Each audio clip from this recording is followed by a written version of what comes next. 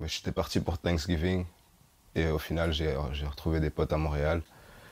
Puis je me suis dit, j'ai pas envie de partir rentrer à BX les mains vides. Du coup je me suis dit ok je vais faire un son, donc j'ai prod dans mon appartement à Montréal. J'ai fait ma prod, etc. J'ai capté mon gars qui était là-bas aussi, il s'appelle Diboron, c'est son nom de producteur. J'ai fait ouais c'est tout, il faut qu'on enregistre. J'enregistre, j'appelle mon gars pour filmer, il s'appelle Etienne, Edwig. Je fais, ouais, gars, est-ce que t'es chaud, on filme ce soir, etc. On a tout fait en un soir. Salut à tous, c'est Adamson et bienvenue sur Insta Live pour ce 4e épisode de cette première saison. Alors pour ce 4e épisode, on est parti à la rencontre de Hunter Is Blue. Alors c'est qui Hunter Is Blue? Hunter Is Blue, c'est un auteur, compositeur et interprète belge, mais qui se produit en anglais. Il rappe et il chante en anglais. Il est dans une vibe américaine mais à fond. D'ailleurs, il a réalisé un de ses clips dans la ville d'Ottawa. Ça en dit long sur le personnage. Mais en plus de ça, durant l'interview, vous aurez l'occasion d'entendre parler du déroulement de ce clip et l'histoire est quand même assez folle, donc j'avais vraiment envie de partager ça avec vous. C'est un artiste hyper créatif, hyper talentueux, il poste vraiment. Il y a des jours où je me demande même comment ça se fait que ce n'est pas encore une star internationale. Et pour la petite anecdote de tournage, comme d'habitude, donc en fait ce qui s'est passé c'est que la veille on était sur le tournage de l'interview de AOFAM. Il avait plus des cordes, c'était incroyable. Et donc en fait le lendemain, les objectifs ont un petit peu souffert. Et au moment de tourner l'interview, mais en fait il y avait une grosse tache de buée qui réapparaissait toutes les 5 minutes quand on voulait commencer l'interview, donc on a pensé que l'interview ne se ferait pas ce jour-là. Bien évidemment, et comme je le dis tout le temps, l'équipe Insta Live trouve toujours une solution. On a pu enchaîner son interview, tout s'est super bien passé, et voilà. Sur ce, si cette vidéo vous a plu, vous pouvez le liker, commenter, partager, voire même vous abonner pour ne rien rater de la suite de cette saison, et pour nous donner de la force en plus de ça, parce que ça nous ferait énormément plaisir et énormément de bien. Pour moi, c'est fini pour cette semaine, on se voit la semaine prochaine, et je vous souhaite un bon visionnage.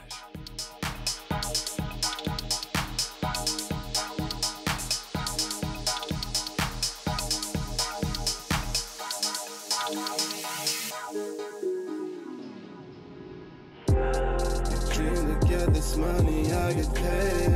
Oh, now this chick's call me to get late. Trying to get my drink, yeah, I get faded. Oh, just started, never thought that I'd be hated.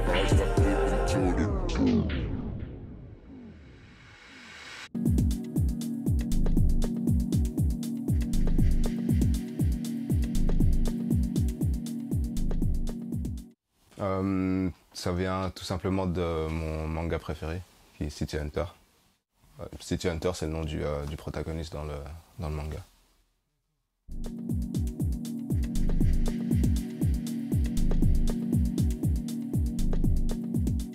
Origine congolaise.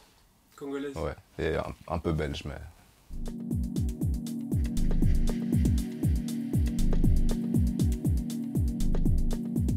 J'ai toujours aimé faire du sport. Quand j'étais tout petit, je pense que le premier sport que j'ai fait sérieusement, c'est du tennis. Et ça me plaisait beaucoup. Sinon basket, voilà, je continue à en faire. J'ai repris les deux cette année. Bon, bien sûr, on n'a pas trop pu exercer, mais j'ai repris en club ici à Halle le basket.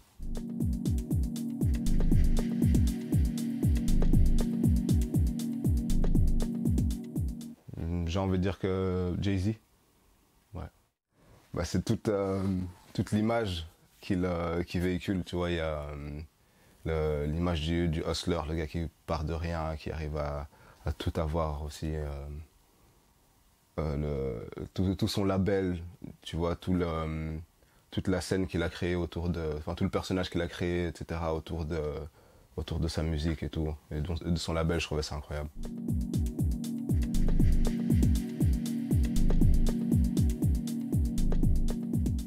Je me souviens pas de mon dernier texte, donc mon premier, non.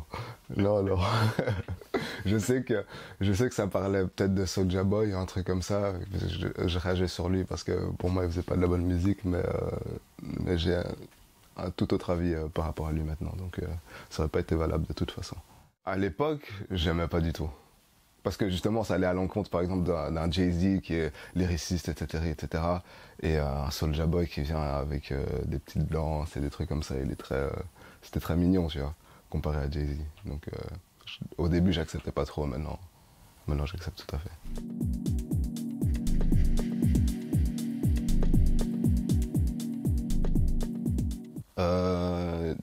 J'en ai fait deux, mais c'était au Canada. Donc il y en avait il y en a un que j'ai fait plutôt à Ottawa, donc là où il y a une partie de ma famille qui reste. Et le dernier que j'ai fait ici l'année passée, c'était à Montréal avec des potes. Mais j'étais parti pour Thanksgiving et au final j'ai retrouvé des potes à Montréal. Puis je me suis dit, j'ai pas envie de partir rentrer à BX les mains vides. Du coup je me suis dit ok, je vais faire un son, donc j'ai prod dans mon appartement à Montréal. J'ai fait ma prod, etc. J'ai capté mon gars qui était là-bas aussi, il s'appelle Diboron, c'est son nom de producteur. Et j'ai fait ouais, c'est tout, il faut qu'on enregistre. J'enregistre, j'appelle mon gars pour filmer, il s'appelle Etienne, Edwig. Je fais ouais, gars, est-ce que t'es chaud, on filme ce soir, etc. On a tout fait en un soir. Donc ça s'est hyper bien passé, on a eu une bonne expérience, parce que j'étais avec tous mes potes et tout, donc c'était cool.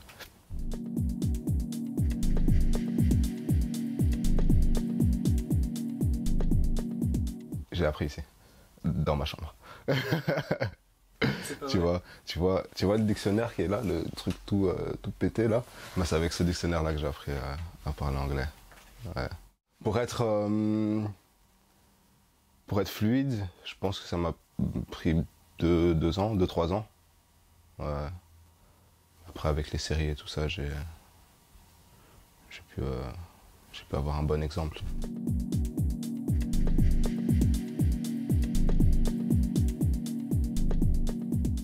J'ai appris sur YouTube.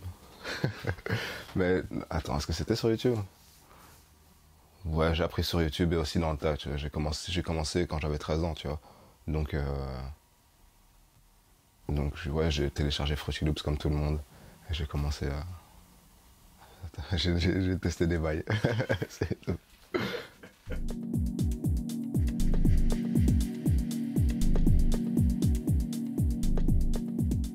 Bah, je sais pas quand j'ai eu le déclic, mais je sais que je faisais de la musique depuis longtemps, etc. Et donc je me suis dit que pourquoi pas essayer de la partager avec un peu plus de monde que juste moi-même et mes proches. Donc, mais c'était peut-être il y a 4 ans, un truc comme ça.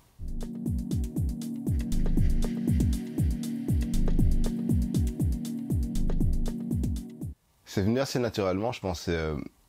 En fait, j'ai commencé à écouter du rap US quand j'étais tout jeune. Donc, c'est mon grand frère qui en écoutait déjà. Et donc, tout ce qui est Jay-Z, Kanye West, etc., etc. Enfin, plein d'autres rappeurs de New York, tu vois. Nas, Rakim, Masta Ace, tous des trucs comme ça. J'écoutais déjà ça quand j'étais tout petit. Et c'était mon introduction à la musique, en fait. Quand j'ai commencé à écouter de la musique, même ma mère, elle écoutait pas de la musique française. Elle écoutait Sade, ou bien elle écoutait du jazz, ou Tracy Chapman, des trucs comme ça.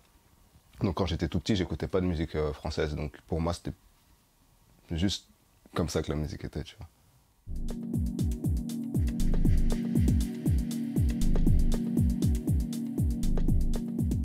Ça pourrait se faire, ouais. Parce que j'ai déjà sorti un son en français en soi. Hein. J'en ai un bon qui a... Bon, ouais, il est à 3 quarts en français, donc il y a juste un couplet en anglais, mais tout le reste est en français. Mais c'est sorti naturellement aussi, tu vois, donc je l'ai pas calculé, c'est pas comme si je me forçais à dire ouais, faut que ce soit américain, etc. Tu vois, non, c'est pas comme ça.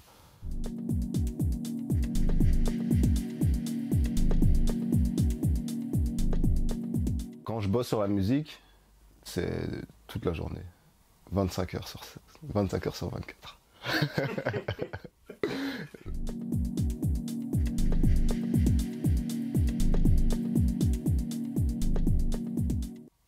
Ma façon à moi d'avoir le plus d'inspiration, c'est de ne pas me limiter. Peu importe d'où ça va venir, en fait j'aime bien l'art en général. Donc j'aime la peinture, j'aime la photographie, j'aime la vidéo, j'aime la musique, etc. Donc j'essaie de pas me limiter et j'essaie de prendre de tout ce qui vient en fait et et rien que ça nourrit mon inspiration, etc. Donc, et après, ça me permet de la transmettre à ma façon aussi. Ouais, mon inspiration, elle vient vraiment de partout, de tous les jours, et aussi de ce que je vis, etc. Ouais, c'est comme ça que j'essaie de le transmettre, en tout cas.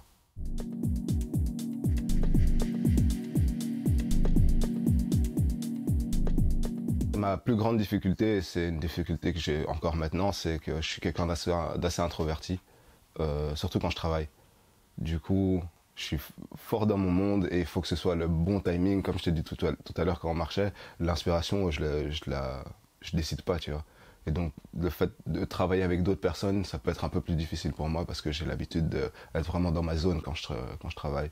Du coup, c'est assez difficile, mais petit à petit, ça vient. Ouais.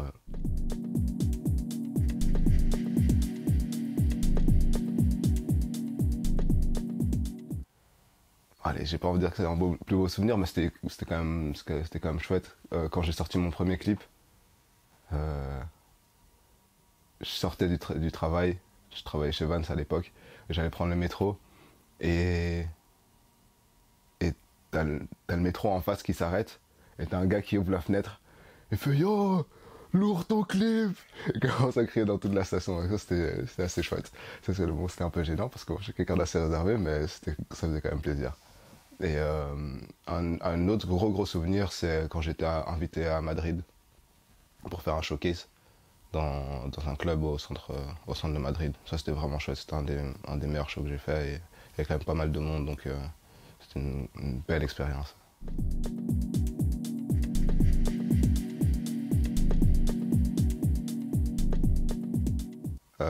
Stress. Je suis très stressé. Mais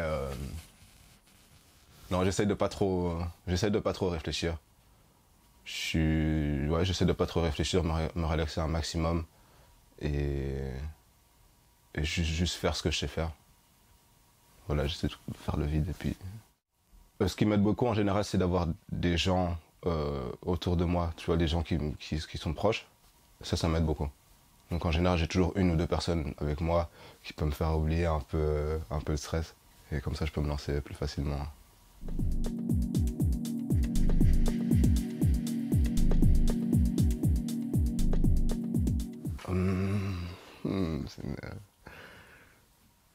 Bah, à la base, il n'y en a pas vraiment des critères de base. Je préfère travailler avec des gens qui sont passionnés et ouverts d'esprit. Comme ça, ça ne nous bloque pas au niveau des directions et tout ça. J'aime bien travailler avec des gens honnêtes. Donc, s'il y a des gens avec qui j'ai pas travaillé et qui m'ont demandé de travailler, c'est pas parce que je les trouvais pas honnêtes. Alors, j'essaie de faire attention à ce que je dis parce que ça peut être mal interprété. Mais non, il n'y a pas de critères. Du moment qu'on a une bonne vibe, c'est pour ça qu'avant de travailler avec qui que ce soit, je préfère qu'on se voit et qu'on chill un peu ensemble et tout pour voir si on s'entend bien. Et si ça se fait naturellement en fait. C'est juste ça le critère.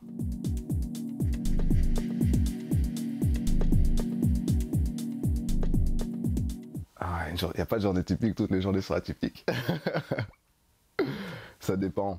Ça dépend si je suis plus dans une période de production. Si je suis dans une période de production, je vais me réveiller, je vais recommencer ce que j'ai fait la veille, ou bien je vais commencer sur quelque chose de nouveau. Sinon, je vais me réveiller tôt, je vais aller faire mon sport au parc, des trucs comme ça. C'est vraiment, surtout cette année, je fais un peu à ma sauce, tu vois. Donc, ouais, il n'y a pas vraiment de journée typique. Je suis désolé, je peux pas répondre à ta question de façon claire.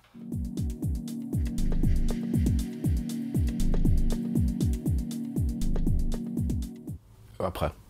Si je l'ai... Ouais, après.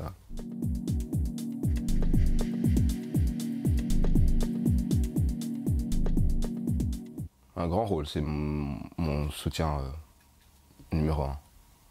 Donc très très grand rôle, surtout mes frères et sœurs. Ouais, mes amis très proches aussi, c'est eux qui me boostent le plus, mais ils sont derrière moi au point où même j'ai l'impression qu'ils croient en moi plus que moi je crois en moi, tu vois. Donc ça, je pourrais pas demander plus.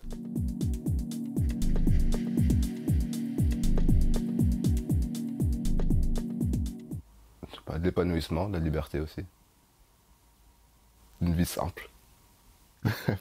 Merci à Voilà. toi.